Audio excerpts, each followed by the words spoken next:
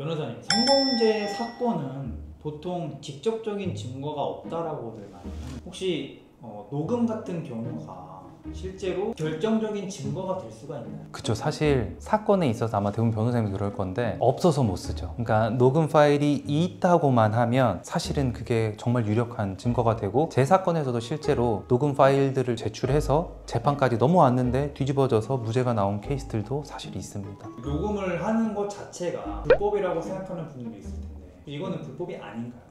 이제 법이 좀 바뀔 수도 있기는 할 것 같아요. 그런데 아직까지는요, 저한테 많이 물어보시거든요. 이거 뭐 동의 받고 녹음해야 됩니까? 이렇게 하는데, 우리가 지금 그 녹음 관련해서는 뭐 통비법이 기본인데, 통신비밀보호법인데, 감청, 도청 몰래 어디에 설치해두고 듣는 것은 불법이에요. 근데 내가 대화자 안에 있는 것은, 녹음하는 거는 불법이 아니고 심지어 동의 없이 녹음을 하는 것도 아직까지는 불법은 아니기는 합니다. 그리고 만약에 이게 불법이 된다고 하더라도 내가 성범죄 피의자로 혹시 몰려서 조사를 받거나 재판에 가서 그거를 해결해 나가는 과정에 있어서의 이 녹음 파일이 증거로서 효력을 내가 발휘할 수만 있다면, 녹음은 정말 모든 사람들이 이렇게 이상한 건 아니지만 혹시 모를 상황을 대비해서 녹음해두는 것은 당연하게도 도움이 되고 필요한 작업이라고 생각합니다. 나를 지키기 위해서 녹음을 하는 거는 괜찮은 거네요. 그렇죠. 맞습니다. 근데 그 녹음을 처음부터 끝까지 다 해야 되나요? 결정적인 부분만 녹음을 하면 보기도 좋고, 사실 가장한테 그 부분을 바로 녹음하기는 좀 어려울 수는 있겠죠. 그래서 처음부터 끝까지 녹음기를 켜놓는 것도 증거로서의 효력이 달라지지는 않아요. 다만 이제 그 증거가 너무 시간이 길다 보니 특정의 문제라든지 이거를 활용함에 있어서의 조금 불편함은 있을 수는 있겠지만 괜찮습니다. 그러면 녹음을 제출했는데 여자 입장에서 이거 모르겠다, 이거 나 아니다 라고 주장을 하는 경우가 있나요? 일단 제가 진행한 사건 중에서는 없었는데, 왜냐면 본인이라는 점이 특정될 수 있는 게 있었으니까 정말로 딱 안면몰수하고 나 아니다라고 얘기를 하지 않으면 본인인 것은 알 수는 있을 거예요. 근데 만약에 그렇게 한다고 하더라도 정말 이게 진실한 녹음된 현장에서 있었던 게 맞다고 한다면 그 피해자의 이야기로 부인되지는 않을 거예요. 우리가 어떤 녹음 파일이 시스템적으로 저장 장소도 있겠고 위치 저장 뭐 여러 가지 것들, 기술적인 부분들 있잖아요. 그런 것들을 문제를 누군가가 삼으면 재판 과정에서는 감정이나 검증이라고 합니다. 그래서 이 녹음 파일이 위조 혹은 변조, 조작된 어떤 녹음 파일인지 아니면 그거 그대로 원본 형태를 가지고 있는 것인지가 확인이 되면 이 증거 자체는 오케이가 되는 거고, 그 녹음 파일이 언제 몇 시 몇 초까지 나오니까 녹음이 된 것이 이 여자분하고 그때 현장에서 모텔에 들어가 있는 게 맞다고 하면 동시에 다른 여자도 거기 현장에 있었다라는 점이 입증되지 않는 이상 이제 그 해당하는 피해자의 음성이라는 것은 부인되기는 어려울 것 같습니다. 요즘에 AI가 사실 발달이 많이 되어 있잖아요. 이거 AI 아니냐라고 얘기를 할 수도 있겠네요.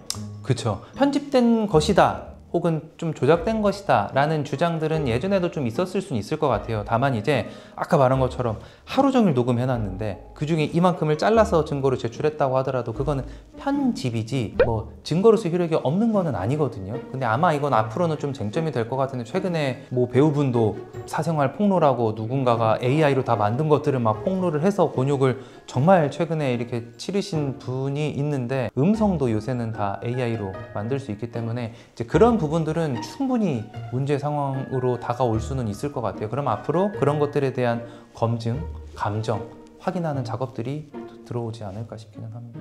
어쨌든 그 중요한 부분을 녹음을 하는데 여자분이 이제 거부를 할 수도 있잖아요. 밀어낸다던가 이런 게 담겼으면 그거는 어떤 식으로 판단을 하나요? 우리가 일반적으로 증거를 제출할 때 녹음 파일 자체를 제출해서 들어볼 수도 있겠고, 일반적으로는 녹취 형태라고 해서 그걸 글자로 옮긴 것을 제출하기도 하는데, 글자로만 보면 여자분이 거절하는 것들이 있다고 하면 이거 진짜 거절이 아니야 생각을 할 수도 있겠는데, 제가 그런 것들을 막 귀담아 듣고 막 열심히 들으려고 하는 것은 아니나, 어쨌든지 간에 누군가가 호감이시 관계를 가진다고 하면 의뢰하는 말인지 아니면 정말 구조 요청을 하면서 하지 말라고 하고 막 살려달라고 하는 이야기인지는 판단하는 사람들도 다 듣고 구분을 할 수가 있어서 그런 하나의 표현으로 걱정을 하실 필요는 없으실 것 같기는 합니다. 근데 그게 정말 누가 들어도 절박한 표현 같고 그런 것들이 반복적으로 온다든지 분위기가 심상치 않으면 그 증거는 이제 불리한 증거겠죠. 어떻게 보면 무죄를 다투는 증거가 아니라 유죄를 확신하는 증거로 활용이 되겠고, 그런 느낌이 아니라고 한다면 충분히 상식선 안에서 다 판단이 됩니다.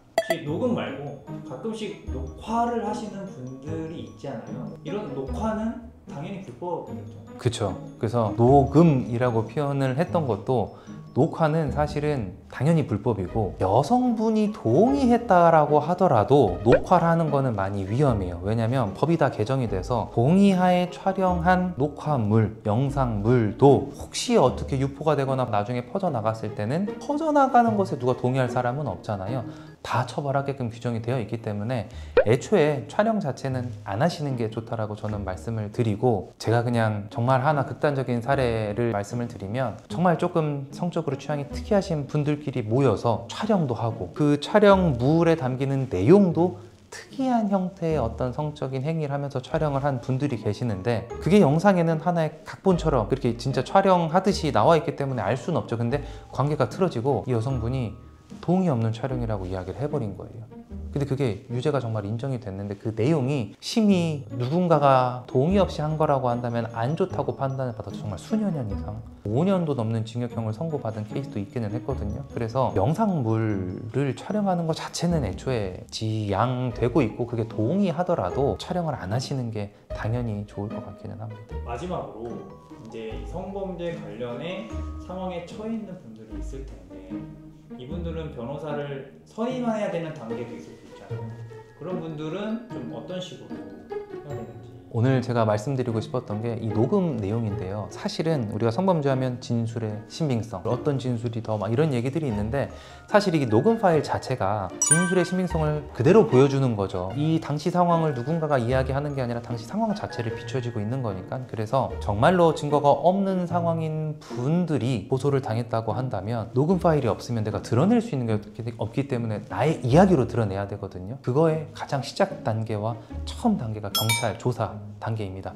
그 조사 받은 것이 재판까지 전부 다 넘어가는 거기 때문에 조사받으라고 경찰 연락을 받았다고 한다면 당연하게도 변호사 선임도 고민을 해봐야 되고, 선임 이전에 상담을 받아서 내 상황이 지금 정말 내가 억울한 상황인지, 내가 조사 가서 어떤 이야기들을 하는 게 맞는지 이런 것들을 좀 검토를 받아 보셔야 되긴 할 것 같아요. 정말 선고가 나는 순간 전까지도 아니 그 여자가 분명히 소주 2병 먹었는데 1명밖에 안 먹었다, 혹은 소주 1병 먹었는데 2병 먹은 것처럼 여기에 집착하시는 분들이 있거든요. 근데 그런 것들로 진술의 신빙성이 탄핵이 돼서 무죄가 나오지는 않습니다. 나의 이야기로서 잘 해야 되기 때문에 첫 단추인 경찰 단계에서부터 내 이야기를 잘 풀어낼 수 있도록 주의하시는 게 좋을 것 같습니다. 네, 그래서 그런 것들과 관련해서 또 여러 링크들을 달아서 제가 설명드리고 이야기 드린 부분이 있으니까 참고해 주시기를 바라겠습니다.